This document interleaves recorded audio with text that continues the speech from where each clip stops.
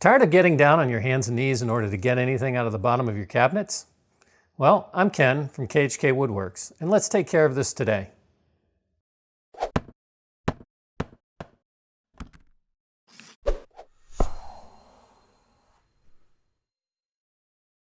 I've been wanting to build full extension shelves for my kitchen cabinets for a long time. They're effectively a shallow drawer, so begin with measuring out the rough stock. I'll resaw the sides and back of the drawers from white pine so I can get all I need from one board. All of the pieces are the same height, so I can rip them all a bit oversized using the table saw to make resawing easier. Each piece gets a flat, true side on the joiner before being resawn a bit oversized on the bandsaw, keeping the true face of each board against the fence.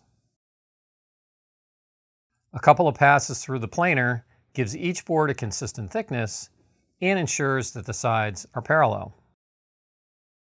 Then it's back to the joiner to true and square one edge on each piece. All the pieces are then ripped to their final 4-inch width using the table saw. Since I am making multiples, I find it quicker to set up a stop on my bench. A securely clamped speed square does the trick, ensuring that all the pieces are the same length. Since there'll be some room between the drawers, a pull is not really required, but having one gives the hand a visual place to go to and ensures that the drawer is pulled out along its center line. I first lay out 4 inches disposed about the center of the drawer. Then I use a compass set to 2.5-inch radius to scribe out the desired arc. A quick pass through the bandsaw, and then the oscillating spindle sander does a great job of cleaning up the cut. There are many ways to join the drawer sides and faces, such as box joints or even pocket screws. I'm fortunate enough to have a dovetail jig that I purchased many years ago to finish a kitchen remodel. Any brand of jig will really do a great job. Just follow the instructions and take multiple light passes with the router. The drawers will need a groove to accept the plywood bottoms, but plywood today runs a bit smaller than the standard SAE sizes. For example, the groove from a 1/4-inch router bit will be too loose for the plywood panel. Using the table saw, you can make multiple passes to effectively sneak up on the exact fit that you need, regardless of the plywood's nominal dimension. Always keep the same face against the fence, in this case the top edge, and the groove is sure to match on all of the sides. You can use the same nibbling technique to make the rabbets in the sides that accept the back. A couple of tricks I really find help when cutting plywood. First, clamp a secondary board to your rip fence to close any gap between the fence and the table saw top. I also find a steel ruler helps me get a really accurate measurement for the cut. I keep my eye on the fence where the plywood meets instead of on the blade. As long as the plywood stays against the fence, then the cut will be straight. Finally, to improve my grip on slippery plywood, especially during the dry winter months, I'll lick my fingers to slightly moisten them, just like the pitchers in the Major League. Besides accurate fitting pieces, the best thing you can do to ensure a good glue up is to have everything organized. I lay out the pieces, apply the glue, then use a 1/2-inch disposable brush to make sure that all of the faces of the dovetails are evenly coated with glue. The plywood bottom can then be used to help hold the sides in position as you complete the assembly. With the drawer back in place, a couple of clamps will help draw it all together. You can use a hammer if necessary to fully seat the dovetail fingers. Check the drawer for square using a framing square, then a brad nailer really makes short work of pinning the back and the bottoms in place. One final piece needed to complete the drawer installation will be the stanchions to mount the drawer slides inside the cabinet.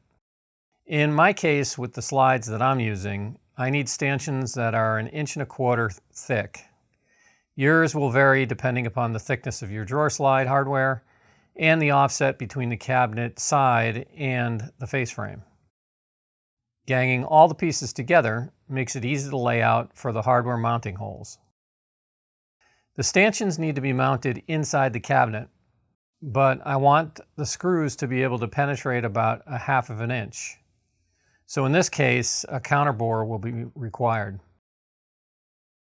Using a drill press with a depth stop, drilling the counterbore first makes it easy to center and follow with a smaller drill bit that creates the clearance for the screw shank. The final step in constructing the drawers is mounting the hardware. Use the slides to lay out accurately for the mounting screws. Then placing the drawer on the floor allows you to easily sight down the drill, keeping it perpendicular to the side while drilling. For utility projects like this, I like to use water-based polyurethane finish. It's easy to apply using a disposable foam brush, it's extremely durable, and it dries quickly. The only downside to the water-based is it does raise the grain, but a quick once-over with a 220 grit sanding sponge will nicely knock down any of the fuzz before the final coat of finish. A few screws are all that's needed to mount the slides to the drawers, and you're now ready for installation.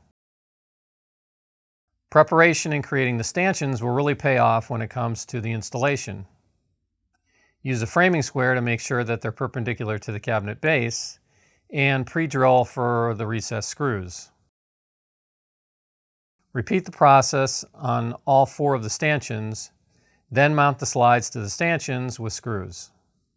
Somehow, climbing headfirst into a cabinet never gets old. Insert the drawer slides so that they interlock, then push the drawer completely in to lock the slides and so that it fully seats.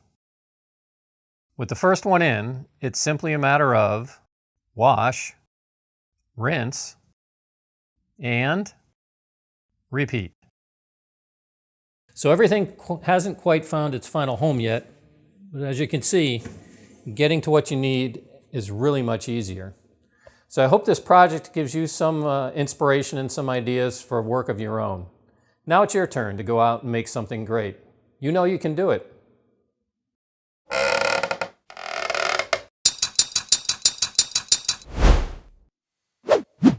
As always, thanks for watching.